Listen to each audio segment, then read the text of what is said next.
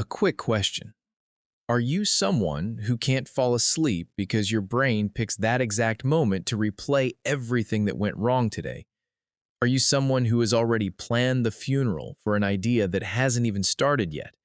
Or are you someone who has typed a message, deleted it, and retyped it 4 times because you're not sure how it will land?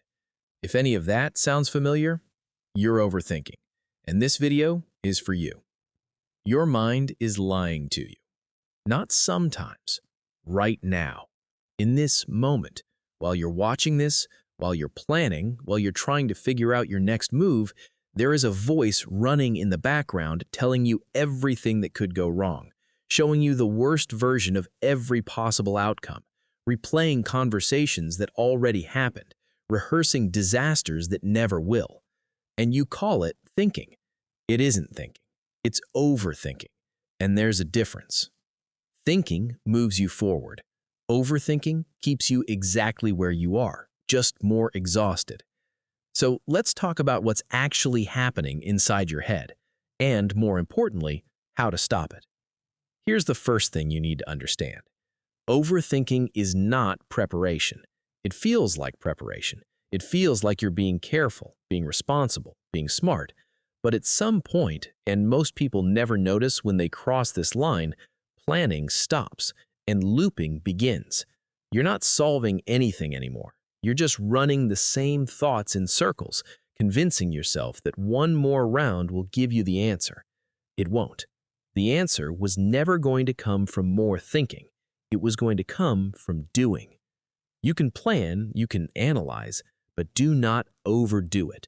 Because the moment you cross that line, overthinking stops being a tool and starts being a trap. And once you're in the trap, everything feels heavy. Every decision feels impossible. Every step forward feels like a risk you're not ready to take. That's not caution. That's overthinking disguised as caution. So the first thing, realize it. Deeply realize it. Overthinking is not helping you. It never has. The sooner you accept that, the sooner you can actually move. Now, here is what you do instead. You come back to right now, back to this moment, back to what is actually in front of you, not the imagined future, not the replayed past, just this.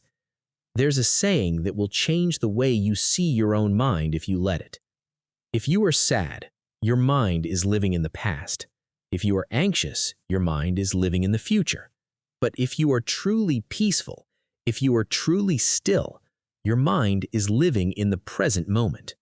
Read that again, because most people spend their entire lives either grieving something that's already gone or fearing something that hasn't arrived. And in doing so, they completely miss the only moment that is actually real. This one, right here, right now. So how do you get back to it? You breathe, consciously, on purpose. When you feel the spiral starting, and you will feel it, that's actually the first skill, just noticing when it begins, you take 3 slow, deep breaths, in and out. And while you do that, your entire focus goes to just that, the inhale, the exhale. That's it. Think about what just happened. You took thousands of looping, chaotic thoughts and collapsed them into 2. Inhale, exhale. The mind can only hold what it's paying attention to, so give it something simple, something real, something happening right now. This is mindfulness, not the word people use to sell apps and retreats, the actual thing. The ability to bring your mind back to the present moment when it tries to escape into the past or the future. It's a muscle, and like any muscle, the more you use it, the stronger it gets.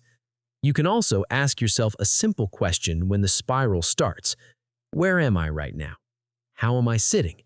What can I feel? And when you answer that honestly, I'm here, I'm sitting, I'm breathing, your mind comes back into the room. A mind that is in the room is a mind that is at peace. Now, there's one more thing we need to talk about, and this one is the one that keeps most people stuck the longest. The what-if question. What if it goes wrong? What if I'm not ready? What if I fail? What if everyone sees that I don't know what I'm doing? The mind runs these questions on a loop and calls it thinking. It isn't. It's fear with a question mark at the end. And the dangerous thing about the what if question is that it only ever travels in one direction, toward the worst version of everything. But here is what nobody tells you. The what if question works both ways. What if it goes well? What if you're more ready than you think? What if the thing you've been planning actually works? What if this is the moment everything starts to shift? Those outcomes are just as possible, more possible in most cases than the disaster your mind keeps rehearsing. You are not going to be perfect. Nobody is. But you can be your best. And your best, put honestly into the work, is almost always enough to move forward. The only way to find out is to go, to take the risk. Because without taking risks, there is no movement. And without movement, there is no life. Just the same thoughts in the same loop on the same day forever. A mind that overthinks is a mind that is slowly losing its peace, not all at once, quietly, thought by thought, day by day, until one day you realize you haven't been present for your own life in a very long time. So catch the spiral, come back to the breath, ask where you are right now, flip the what if, and then do the thing. Because the work is not going to do itself, and the version of you that keeps overthinking is never going to be ready. But the version of you that shows up anyway, that one always finds a way. Get out of your head and start.